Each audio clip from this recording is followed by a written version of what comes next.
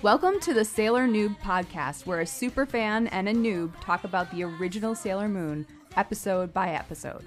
I'm your host, Mikanhana, joined by my co-host. I'm the noob. I'm Ka1iban. And we are a couple of magical people ready to Moon Prism Power make up this episode. Well, we're not going to, we're going to make it up, I guess. Sailor Noob is a part of the Just Enough Trope Network. So I thought to begin our very, very first episode of Sailor Noob, we could talk a little bit about our background and our experience with Sailor Moon and what we are doing on this for this podcast. What are we doing on this podcast? We're figuring it out as we go. I'm just a noob. Well, I guess I'll start. I'm pretty sure what at first caught my attention with Sailor Moon was actually the art. I'm not 100% sure if it was the manga or the anime that I saw first, the art of, but I actually was really taken with it, and I saw a t-shirt, I believe it was at a thrift store called Ragstock, and I loved it so much that without seeing the anime, sight unseen, or reading the manga, I bought the shirt. So, this is like a totally sartorial introduction. Yeah. Interesting. So I had a lot of friends that were like talking about it, and I was like, ooh, I want to learn more. How do I get my hands on this, you know? And I had a friend, we'll just call her my anime guru. She was like, oh, well, I can hook you up. She had taped episodes of it off of her TV. And so I got to see Sailor Moon for the very first time, and I was instantly hooked. There's just something about it that it's surprisingly funny, I think. It was on TV? Where? It was on TV? It was on US TV, but it was like not really, and it was not at great times. So I'm not exactly sure how she recorded I used to watch Robotech. Sure. And it must have been on at some reasonable time to get me hooked in the first place. Yeah. But then once I wanted to see it, and this is just, if anybody's familiar with Robotech, maybe this is another show. It was mostly just like the first part of it, like the stuff, the Macross stuff. Sure. But it was on at like 6:30 a.m. Yeah. So it was like I would roll out of bed, and get ready for school and then catch it. And I remember watching it in my parents' bedroom. And here's why. Because they had a small TV, like a 13-inch in their bedroom, and it sat next to the window. And the window could look out onto the road where I would catch the bus. And so you'd think, okay, great. If you see the bus. No. If I see the bus, it's already too late. Because the bus goes up this, and the stop for the bus is at the top of the hill. So I would look out the window just to make sure that I wasn't screwed. And if I saw the bus, I was screwed. And so whatever Rick Hunter was up to, usually I'd have to drop out, a couple minutes early in order to get out in front of that bus and run up that hill. Sure. Yeah. So I found it in my notes. So it was on US TV at like really bad time slots. Like it originally aired at like 9 a.m. and 2 p.m., which like is prime time for kids to be in school, so they're not going to be watching it. And it had to be like on a UHF, if anybody knows what that is, but like syndicated. Yeah, it didn't list the article I was looking at didn't list where it was airing. It wouldn't have been originally. On a major network. Yeah. No, high on the dial. Right. Much later, it would air on Cartoon Network and Toonami, but that was a couple years later. Yeah. So, my guru just kind of like hooked me up with anime, and also through Sailor Moon, I kind of saw like different elements of Japanese culture, and that really got me interested in learning more about Japanese culture and their language, food, you name it. And I was super fortunate that talking cats. Yeah, I know. I would have loved to have met a talking cat. That would have been awesome. But I was really fortunate in that my high school had a sister school in Japan, and so I was able to participate in that program. We hosted exchange students, and then me and my sister actually went over there in high school. So that was a really, really cool experience. So I can say that this show has changed my life in a lot of different ways. And I owe my love to Japan and Japanese culture to Sailor Moon. And Fox Kids. Or wherever it was on. Right, exactly. Yeah. I did buy some of the Deke VHS tapes as well. Oh, okay. Yeah. And it was kind of interesting. I was reading, and this makes more sense to me. Like, Deke, took out some of the episodes when they were, So the second episode of the series, which we watched and we'll talk about next time, I actually had never seen before. Interesting. Because they made the third episode I would the second say episode. save it. Yeah. Save that for the second episode for sure. I have absolutely no experience with Sailor Moon at all, fitting for a show called Sailor Noob. Yes. I don't know anything about it. I know it's a girls show, which maybe we'll challenge that as we go forward. I'm familiar with the idea of a henshin show, which means transforming or transformation, I think, in Japanese. Okay, sure. So Kamen Rider and Super Sentai leading to like Power Rangers, where the character is a teenager, usually like a high school student, and then yells out something and turns into, after a 90-second long sequence that we use every time to save on animation, then becomes the hero and then runs off and does something. But I just never had any. I was at a point when I became aware of it. I was at a point beyond the point where I would have been interested in something that was ostensibly marketed to girls. Yeah. When I was younger, what's going on with Strawberry Shortcake? This seems pretty interesting. We got a lot of different aspects to this. You got a blueberry girl, and you got the purple pie man from Porcupine Peak. And but no, by the time the early 90s came around, not interested in that. Also not. This is like I said, Robotech before, which would have been even earlier. I got really into Dragon Ball. Sure. Yeah. In the mid 90s. Before the Toonami era, just because I had a friend, my anime guru, if you will, who was a comic book artist and was going to school on the East Coast and running into a lot of not only nerdy people, but actually Asian people coming from Japan and such to also study things, and having friends and family members there getting sent VHS tapes. And then going to kids today have no idea. They got their Toonamis, they got their on-demands or whatever. But going to cons and going to the tables just stacked with VHS tapes, Shaolin Soccer, bootlegs, dubs of all this stuff. And you'd go and just try to get just basically taped off a TV. Lots of Glico commercials, and Bandai this, and just Pachinko that. Oftentimes, I think that normally you would, if you're trying to be professional, you'd try to eliminate those commercials, but they become kind of part of the experience of watching foreign TV. Yeah. So just seeing years and years and seasons of Dragon Ball, and thinking.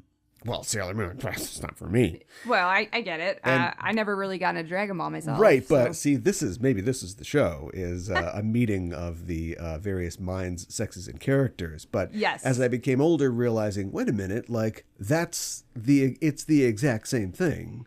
It really is in a lot of ways. It's an epic story featuring characters who are growing. They're fighting villains every week.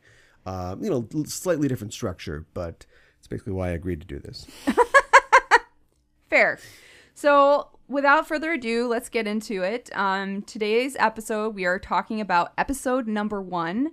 The title in Japanese is Nakimushi Usagi no Kare Naru Henshin. In Japanese, the English translation of that is Crybaby Usagi Beautiful Transformation. Mm-hmm. And the English title, this is probably off of the original Deke dub, is A Moon Star is Born. Okay. So, yeah, they already are making changes. What's that little girl thinking? The little girl who says Dick. I know. Let's get, they couldn't get Don LaFontaine to say Dick, but instead it's a little girl that says Dick. I know. Dick, whatever. Yeah, immediately I was struck in the opening that we're missing a couple sailors here. I was promised sailors. Oh, yeah. Well, I know this episode is called Usagi, the main character. Right. But yeah, where are the other sailors? Well, Well, you don't have to give it all away. I won't give it away, but because I don't know. Basically, we will be discovering them as the season goes on. Okay. So, without spoiling it, that's more or less what it is. Can you, with your knowledge of Japan, such as it is, explain why the theme song sounds the way it does? You know what I mean? Why there's some random words in English? No, it has a sort of minor key Italian song is what I wrote down, you know? Okay. It's got like a sort of syncopation to it. It's very European sounding. Does that connect to the sort of romantic sort of setting or tone of the series? You know, because you get that later on whenever Tuxedo Mask shows up. It has this sort of like, or even when like Smug snaps. Guy shows up, it's like a sort of tango-esque kind of feel to the music. Yeah, absolutely. So I'm right. Well, I hadn't really thought about it before, but it is, when Tuxedo Mask is around, it is very Italian sounding.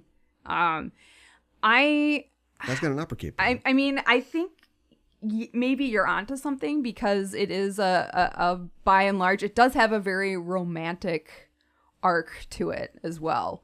Moonlight. Yes, midnight.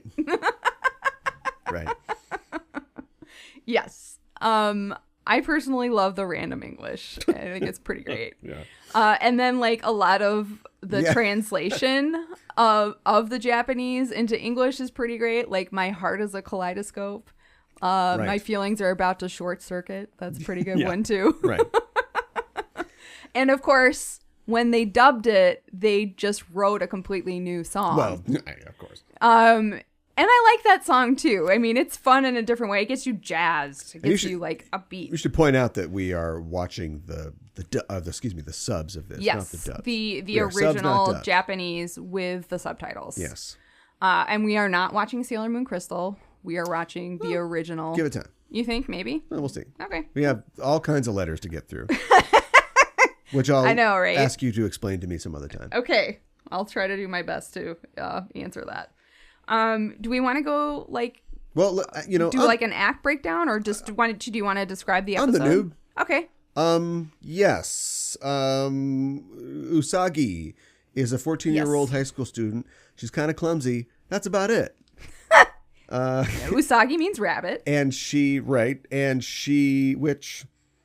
her hair she's got two sort of pigtails. But that's why her hair is like that. Okay, anyway. At least that was the creators, the idea behind that. But as far as I know, as far as we're starting off here, she is your typical sort of hapless protagonist. Yeah. I think that it's got to be like and of course we know that it seems like she's a normal person, and then, whoa, what's going on? But that's every show. We're starring a high school kid, something shows up and what's going on. And as a character, it seems like this is something else I think you get in a lot of Japanese things. Like, I wouldn't call her a rebel, but she definitely doesn't fit into what you'd think of as the perfect, Japanese student. Yeah, no, she's definitely flawed in a lot of ways. You're supposed to be industrious, you're supposed to be on time, yeah. And she's none of these things. And you're supposed to have decorum and self-control, and she has none of these things. and she loves to eat too. We're immediately painting that kind of character. Mm-hmm. And so she's wakes up on a normal day, she's late for school. Yeah. On her way to school, she sees a bunch of kids messing with a cat. Mm-hmm. Saying, "Hey cat, bark." It's like, wow, these assholes. Yeah, I know, they're the worst. Right? And the cat's got some Band-Aids on its head, so she scares these kids off, and she takes the Band-Aids off the cat's head, and the cat has a moon shape, like a crescent moon on its forehead. Yeah. Kind of weird, but gotta keep moving. Right. And so she ends up at school, gets in trouble, has to go to the principal's office, which I'm feeling is going to be a running theme throughout at least this first season.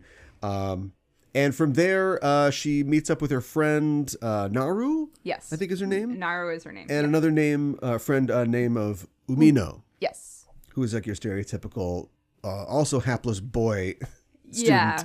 Except he's actually good at school. Well, he's good at school. And he's like, I didn't try hard this time. I only got a 95. I know. You want to punch him right away. He's into Usagi. But nothing really comes out of that in this episode. Naru tells Usagi that her mom's jewelry store is having a sale. Mm-hmm. And so they got to get over there because they love jewelry because they're girls, of course. Right. Which We can get into this later as the show goes on, but I'm hoping that the show will land on it's okay to be a girl and like girly things. Sure. And it doesn't have to define you necessarily. But right. Man, these chicks love jewelry. So they, I mean, like, I guess we are going act by act. Long story short, they end up at the jewelry store and everybody's going crazy for the jewelry. But then we find out that something sinister is going on. Yes. And her mom, Naru's mom, is not actually her mom. Yeah. It's a monster in disguise. Her name is Morga. Called Morga. Yeah. Which is like a Morgan Le Fay reference. That is a good question. There's a lot. You see this in Dragon Ball too a lot. Like a lot of the naming is significant. Yes. Probably at the same time, but also because I think they like their significance. So right. I don't know what Naru means. That'd be something to look up. Yeah. But, but Morga, and then we cut to underground or something. We go somewhere else and we see. Oh, yeah. We don't know where it is. Because we find out that this jewelry is like draining the energy of these people, these women in the store. And the energy is being collected by a blonde-haired guy in a uniform. His name is Jadeite. Jadeite, yes. Yeah. Which is a gemstone. Yes. All of the main bad guys are named after gemstones, at least in this first season. Which I'm figuring out on my own, but you just told me. And he seems to be taking orders from a woman named Beryl, who's sitting on like a throne, and she's going like, with her hand. She's looking at like a globe or something like that. She's checking something out. They're talking about how they need to get this energy for somebody. I don't know if it's Beryl or the Master or somebody like that. Right. So anyway, Usagi goes home, fights with her brother. She gets in trouble with her mom because her grades are bad. And she's locked out of her house, which is resolved off camera. She's back inside of her house. She's like, it's really bad. I got to study. But I think a nap is probably what's called for here. She takes a nap and the cat appears in her room and the cat can talk. Yes. The cat introduces itself as Luna and tells her that she's been chosen for something. And of course, Usagi wants none of it. And she's like, you're not dreaming. I'm a real talking cat. She's like, no, I'm sleeping. And Luna she does a flip and creates like a piece of jewelry, a brooch or something. Mm-hmm. Yeah. And so she gives her the brooch and then tells her that she's, like I said, she's chosen for something, which is strange. Yeah. But I mean, we got to get this show going, though. Well, right. Like you gotta fight evil and become Sailor Moon. Yeah. And it's like, like we said before, it's like a henshin thing. Like it's very Japanese, but there's a lot of like American things that do this too. Like Captain Marvel. Sure. Both, Carol Danvers, but also like a male version of Captain Marvel does the sort of switcheroo type thing. Mm-hmm. Or the kid with remember the Thing TV show from the 70s? No, I do not. They turned the Thing, the ever-loving blue-eyed Thing, Benjamin Grimm, into a cartoon show, but it had nothing to do with the Fantastic Four. Weird. It was just a kid who said, ring, thing, do your thing, or whatever. He had a ring, and he turned into a creature like the Thing. Oh. Interesting. Or Captain Marvel, of course, the DC Captain Marvel as well. Shazam, yeah. Yeah, well, Shazam now. Yeah. Yeah. Or like He-Man or She-Ra, the other examples of that. Right, yeah. And so I don't speak Japanese, but I've watched anime for my entire life, so there's certain sort of words and things that you get. And the cat calls her Senshi several times, which is like warrior, right? Yeah, warrior, soldier, yeah. Hero, warrior. Warrior hero. Yeah. So she tells her to say moon power makeup. Prism makeup. Makeup, yeah. And so she transforms. And I love when she transforms. It's cool, but it doesn't mean that like she's now a hero. Like it isn't like a personality change. Like a Captain Marvel, like early Captain Marvel in the 70s when she was when she was Captain Marvel, but she was just a newspaper editor and former Air Force colonel. Immediately she's like, whoa, what is this? What am I wearing? What is this now? Yeah, what's going on? But she's got so we talk about the tiara. We'll get there. Yes. We talk about the other thing. What are the hair things? The hair things are very useful because immediately she can pick up. Yeah. She it's like a radio. She can pick up that Naru's in trouble somewhere, and she's got to get over there. She hears it. Yeah, she picks it up on her hair gems. Hair gems. Yeah, I don't know if that is ever explained. Actually, honestly, except at Minions. That's hearing that from you. Bad. Yeah, so she runs over to the store, the jewelry store, and bad news. Morga's got Naru by the throat. Yeah. And she's like, "No, stop killing me." Yeah. "Mom, why?" And she's like, I'm not your mother. Well, yeah, clearly. And she transforms into a horrible monster. Yes. She's terrifying, and her neck's like practically turning around. Yeah, she can turn her head around like an owl. Yeah. Which really is really creepy. Which is really strange. And Usagi busts in to fight her. And there's, again, I don't know like anything in the show going forward, but there seems to be things that she intuitively understands, and then there's things that she needs to be told to do. Right. So she comes in, and I thought this was interesting. Like Morga, whoever these people are that serve the gem people, they don't know who Sailor Moon is. They don't. This is not some power that they've been fighting or whatever. This is totally new because she's like, "Sailor Moon, who's that?" Yes. She's like, "I'm the warrior of love and justice." Well, how does she know how to say any of that? I don't know. I feel like she's just kind of making it up on the fly or something like that. Okay, great. I don't know. Maybe there is a secret.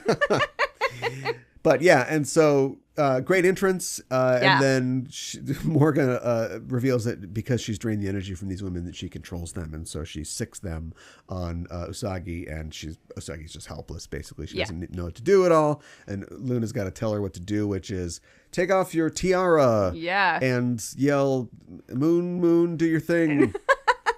She throws the tiara. Yeah. And this one's easy. I'm assuming that future monsters won't be so easy to defeat, but this one goes down pretty smooth. Yeah. And she also does meet Tuxedo Mask, who throws a rose. Oh, right. Yes. At the exact right time, Tuxedo Mask throws a rose and says, "Don't cry." Gets everybody's attention. And she keeps crying. Yeah.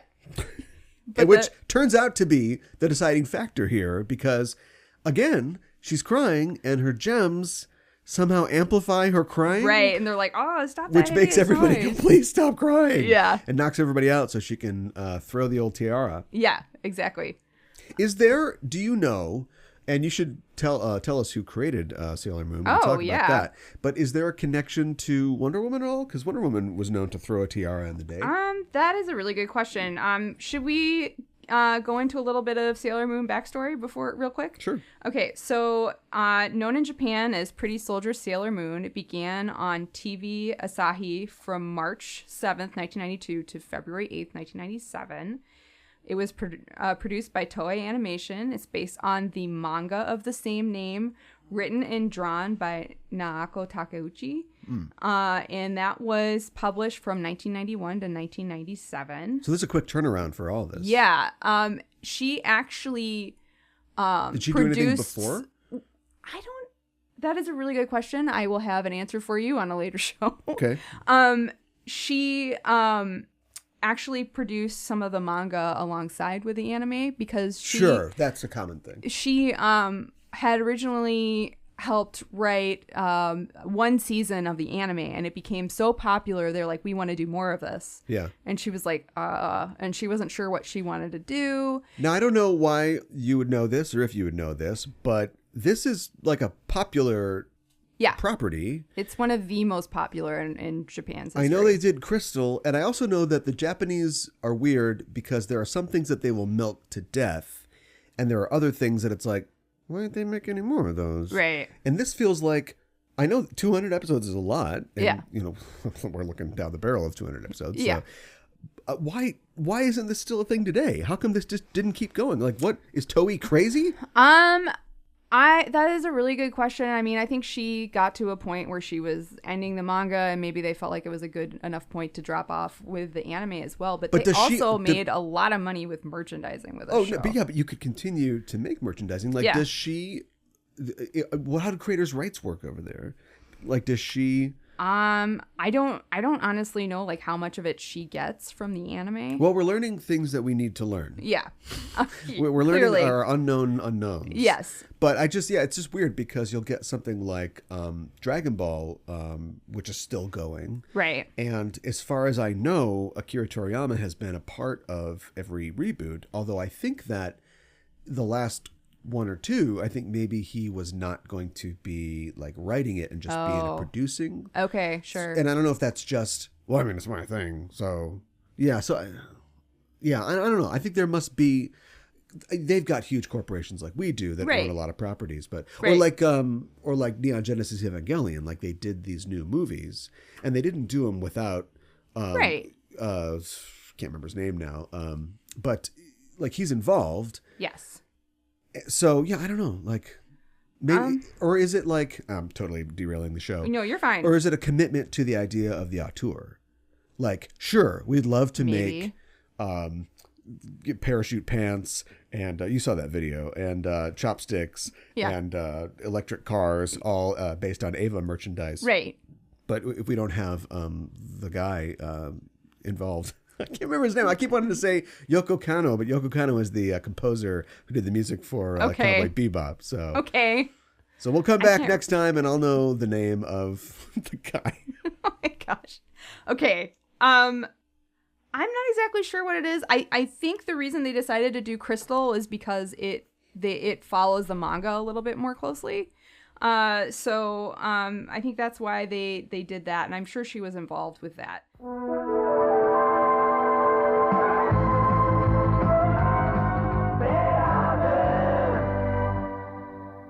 How would you describe Just Enough Trope? We are the Just Enough Trope podcast. I'm your host, Ka1iban, joined as always by my co-host. Hi, I'm Mikanhana. Oh no, does this mean they can hear all the things I yell at the TV during Downton Abbey? Why did you do that? How do you plead? Let the game begin. Yeah, check these fresh moves. Oh! Don't shoot man in face. This isn't the Save Gotham fundraiser. It's the Chill Family Reunion.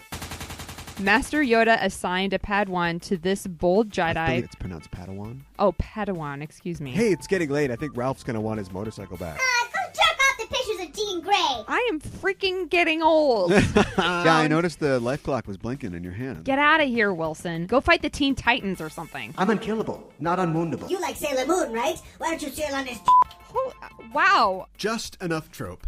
News, reviews, and geek fondue. Every Monday on the Just Enough Trope podcast network. Loving me never have a say. You so sorry. What?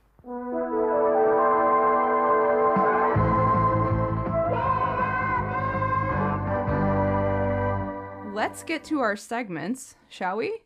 Our first segment is Kiro Miru, which means curiously looking around, Japanese culture in the episode.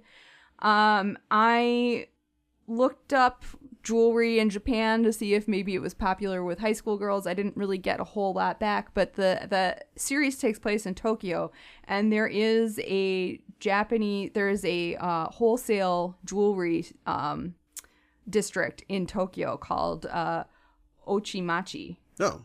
Or I'm sorry. Machi.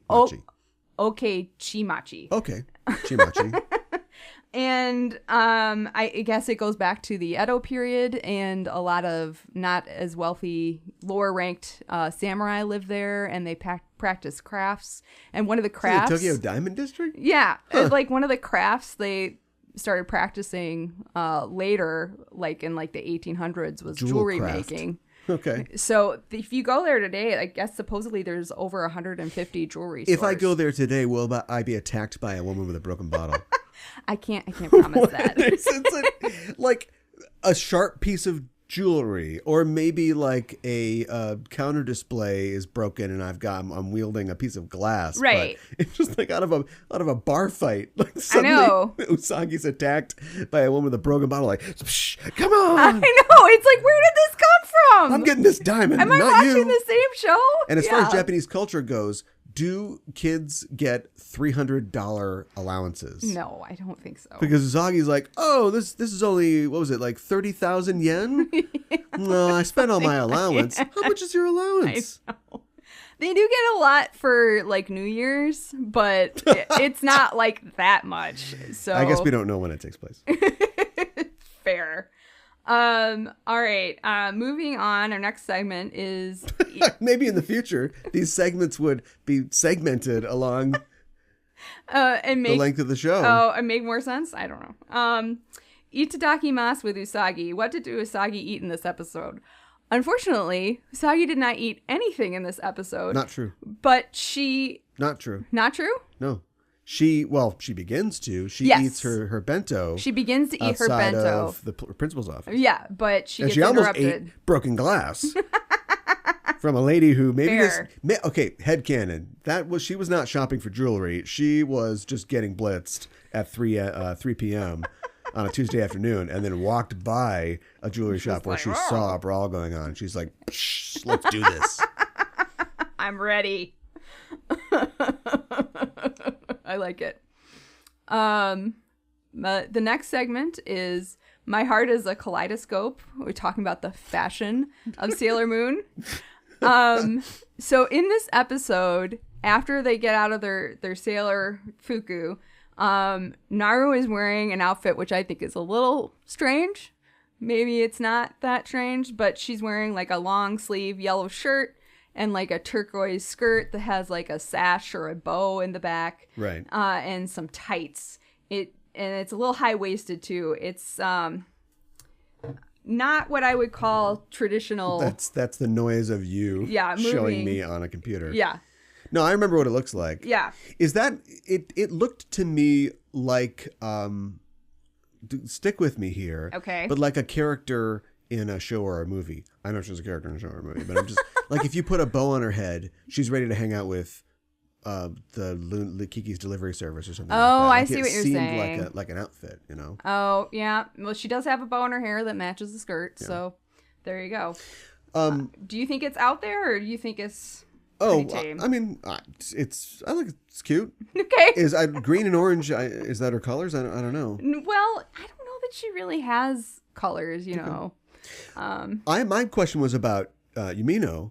Yeah. So his outfit is the sort of what is it, like the narrow jacket type situation? Mm-hmm. Like, is that a typical school uniform for a boy? I think so. I feel like when I watch J dramas, they're all in like short sleeve, Oxfords with like ties and stuff. Well, I think So like a winter outfit. yeah. I was gonna just say I think it changes by the season. So yeah, it would be like a winter fall outfit. What's up with his eyes? Is this just an abstraction? Like that's saying he's got really thick glasses? I'm not 100% sure. Or is he I've seen. he is a goofball. Yeah, I know, right? it's just like it's his like this is a goofballness? goofball. I've seen at least one other character in a Sailor Moon episode who's a minor character who's a woman who has glasses with swirls. So I don't know. It might have just been like an animator's choice. Yeah, like that these are goofballs, or watch out for He's these on people. goofballs, Yeah. Okay. So our next segment is Villain Gauge. Rate a baddie 1 to 5 dark stars, 5 being the most wicked. Boy. So episode 1, we've got Morga. Okay. What would you give her out of 5? 5 being the most wicked. Nothing to go on at all. I guess. Well, it is in my hands. I mean, she goes down pretty easy, right? She does. It's a useful power to, make other people fight for you. Yes. And to be able to control them, but it's limited mostly to middle-aged women and high school girls. Yeah. So even if they did get their hands on you, what could they really do? Right. They're not trained for combat, no reach, no upper body strength. So not really great. Now, if you found a bunch of guys and you went to like a watch shop or something, hey, this Omega is only $300. Right. Maybe you could get a bunch of guys involved. Maybe gems have to be on the watch bands. I'm not really sure how it works, but her sort of gem-based energy draining powers seem kind of limited. Although that head turning, that's good for parties. Right. And also for telling people to shut up at the movie theater. Right. But I'm probably going to go with a 1 on this. I think we can tap this one. Yeah. Okay. I'm going to give her a 3 just because I think she's pretty dang scary for right off the bat. And her neck turning thing is pretty terrifying. And the fact that she was Naru's mom, and except she wasn't Naru's mom. Right. I think that she does makes have her, shape-shifting abilities. Yeah.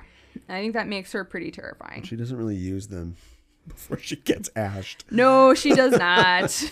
Yeah, you think she could I'm have gonna turned be into one something else. high school girl's mom, Right? and then that's it. Yeah. Woohoo. Yeah. So we are at our wrap up and rating part of the episode. Okay.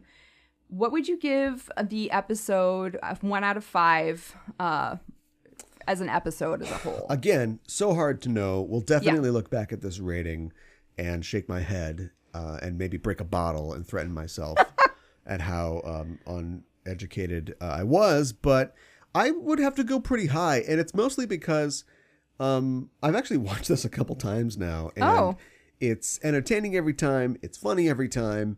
There's a great sense of mystery, like where we're going. And we didn't even talk about Sailor V. I have no idea what's going on with Sailor V. And I can't wait to talk about Sailor V. I think that we definitely will have an opportunity to talk about Sailor V as we go. Yes. But as far as I think it all falls on the skinny shoulders of our hero. Yes. Who I love so far. I've made no secret of the fact that I love a good buffoon.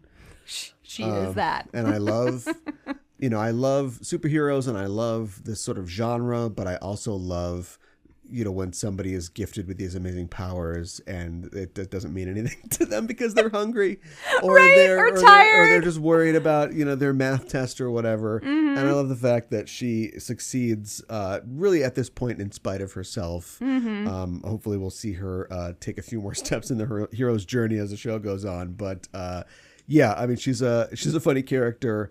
And I hate the word tomboy. Yeah. Although when she was being conceived and animated in the early 90s, I'm sure they thought of it that way. But I like the fact that she is a girl and can be girly, but she will also knee her brother in the face if he doesn't close the door quick enough. And she's slightly selfish. Yes, she is. But she's great. So I'm going to give it, I can't remember what the rating was. 1 out of 5, 5 being the best. Oh, what are we giving it though? Oh, that is a good point. We gave it dark stars before. So I wanted to come up with something, but I want it to be something that goes through the entire series. Mm-hmm. So I'm not, because I was thinking tiaras, but I think that only goes for like the first season or something like that. No wonder you can't remember what she says. Like roses, or is that too bachelor? I like roses though, because that's Tuxedo Mask. So let's do that. All right, let's do 1 out of 5 roses, 5 being the best. And we're only at 1 to 5. Okay, that makes sense. It's clean. I'm gonna give it 4. I'm gonna give it 4 roses out of 5 roses. I actually one left to throw at a lady with a broken bottle who's rushing at me. I actually am going to completely agree with you on this one and also give it 4. I think it's a fantastic opening to this character and this world. We've learned so much. There's packed a lot in to this episode. We meet Luna, who's a freaking talking cat, who's awesome. We meet Tuxedo Mask, who throws roses. Yeah, I have no idea what's going on. What is not to love? I have no idea where we're going. And like you said, I want to take the journey. Right. Like you said, it's also really funny. And that's one thing that I get out of rewatching it. It's like, younger self thought this was funny, but present self thinks this is funny too. So, 4 roses for me as well. And then I thought to close out the episode before we sign off and say what's coming up next, I thought we could come up with an English title. Oh boy. Okay. All right. So what are the main elements here? Talking cat. Magical person. Yeah. Tiara makeup. Right. Crazed lady with a bottle. Rose throwing. Yeah. Not doing so well on a test, but still doing really well. Right. And then what defines English, if the audience doesn't know, is like a sort of broken language, broken English translation of not something. quite making sense. But you think if somebody says something to you in Spanish and you don't quite get it, you would get close. But yes, broken Japanese, or that is to say like a Japanese person trying to make something in English or just picking words at random, it seems to go so specifically in a certain direction. it does. Do you know what I mean? Yes. It's just there's a difference in like the expression between Japanese and English that it doesn't just get close. Like you end up somewhere where you're like, why is this? Why did this happen? Right.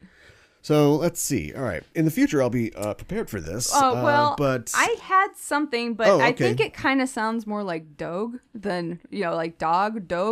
Okay, I see what you mean. Than like you mean Doge? English. Yes. Yeah. So I wrote magical is born, much wow. That's what I wrote. That makes sense. What if mine was like a headline for like a newscast or a newspaper? Yeah. Hungry girl almost murdered in a jewelry store riot. I think that sounds pretty good. Film at 11. Yeah. All right. So, coming up on Sailor Noob, next episode, we are talking about episode number 2. That's Oshioki Yo, Urani House wa Yoma no Yakata in Japanese, or Punishment Awaits. The House of Fortune is the Monster Mansion is the English translation, and there is no English title because it was not included in the original dub. Right. So this is the real deal. It is the real deal. Too hot for TV. That's right. No deek on this one. You got it. Don't deek put your around. Deeks away. Yeah. All right. Well, that's it for our show this week. In the Name of the Moon, we'll be punishing you next week with another episode of Sailor Noob. Moonlight. Midnight.